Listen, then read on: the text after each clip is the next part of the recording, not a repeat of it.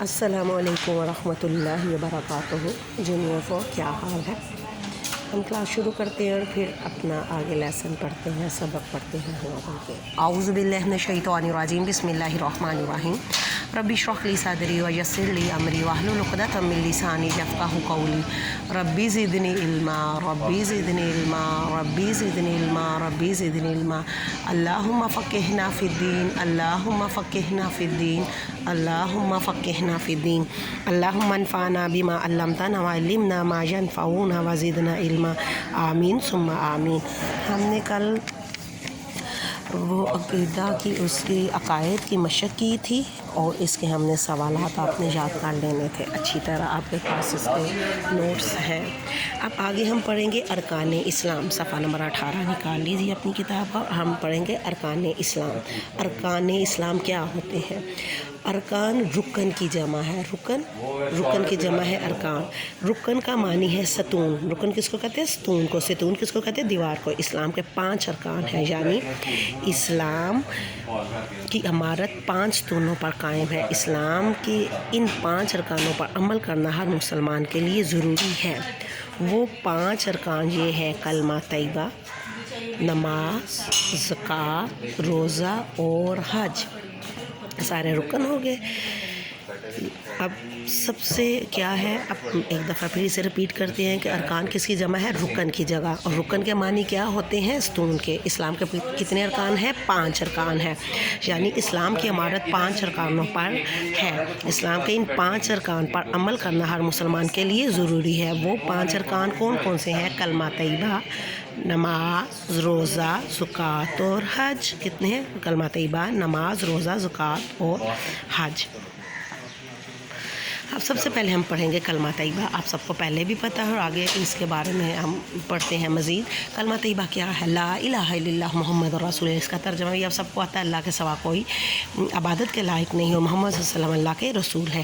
اس کلمے کے کلمہ طیبہ اسلام کا پہلا رکن ہے اور اس کلمے کے 2 حصے ہیں۔ پہلے حصے میں ہم نے اللہ تعالیٰ کی توحید کا ذکر کرتے ہیں۔ کیا ذکر کرتے ہیں؟ کہ اللہ تعالیٰ کے سوا کوئی اور عبادت کے لائق ہے ہی نہیں، ہم کسی کو اللہ تعالیٰ کے ساتھ عبادت میں شریک کرتے نہیں، اور اللہ تعالیٰ ہی عبادت اور بندگی صرف اسی کی کرتے ہیں، اس کا کوئی شریک نہیں۔ اس کلمے کے دوسرے حصے میں نبی کریم صلی اللہ علیہ وسلم کی رسالت کا ذکر ہے، جس کا مطلب ہے کہ آپ صلی اللہ علیہ وسلم اللہ تعالیٰ کے آخری نبی اور رسول ہیں، اور آپ صلی اللہ علیہ وسلم کے بتائے ہوئے طریقوں کے مطابق ہمیں اپنی زندگی گزارنی چاہیے۔ وہی جس طرح اطیع اللہ و اطیع الرسول، اللہ کی اطاعت کرو اور اس کے رسول کی، اللہ تعالیٰ کی اطاعت کرو اور اس کے رسول کی اطاعت کرو، اور ہم نے آپ صلی اللہ علیہ وسلم کے طریقے کے مطابق زندگی گزارنی ہے۔ اللہ تعالیٰ کا حکم، اللہ تعالیٰ نے جو قرآن کے ذریعے وحی بھیجی ہے وہ نبی پاک صلی اللہ علیہ وسلم کے ذریعے ہم تک پہنچی، اور اللہ تعالیٰ کے احکامات کی تشریح جو ہے نا، اس کی وضاحت نبی پاک صلی اللہ علیہ وسلم کی سنت اور ان کی حدیث پر عمل کرنے سے ہمیں پتہ چلتا ہے۔ آپ صلی اللہ علیہ وسلم کے طریقوں پر عمل کرنے میں ہی ہماری نجات ہے۔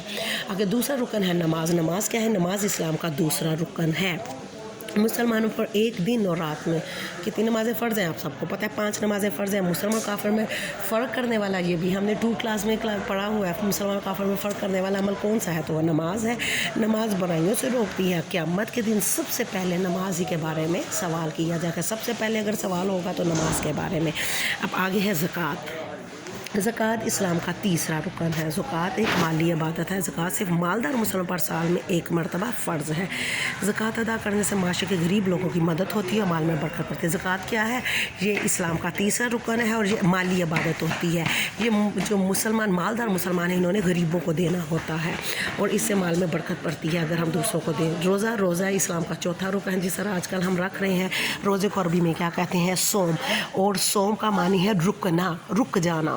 اللہ تعالیٰ نے رک جانا کیا؟ کھانے پینے سے اور برائیوں سے اور برے کاموں سے رک جانا۔ اللہ تعالیٰ نے مسلمانوں پر صرف ماہ رمضان کے روزے فرض کیے ہیں۔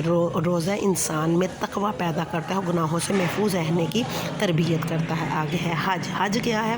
حج اسلام کا 5واں رکن ہے۔ حج مالی اور بدنی عبادت ہے۔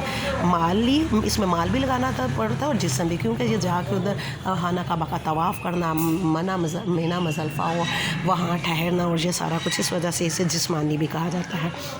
हज सिर्फ उन मुसलमान पर फ़र्ज़ है जो हज पर जाने की इस्तात रखते हैं। हज माह ज़िलहज्जा के इस्लामी महीने का सबसे आखिरी महीने में ज़िलहज्जा में ये हज कुछ दिन मुकर्रर है, इसमें हज किया जाता है। हज अदा करने से इंसान के पिछले तमाम गुनाह माफ़ हो जाते हैं।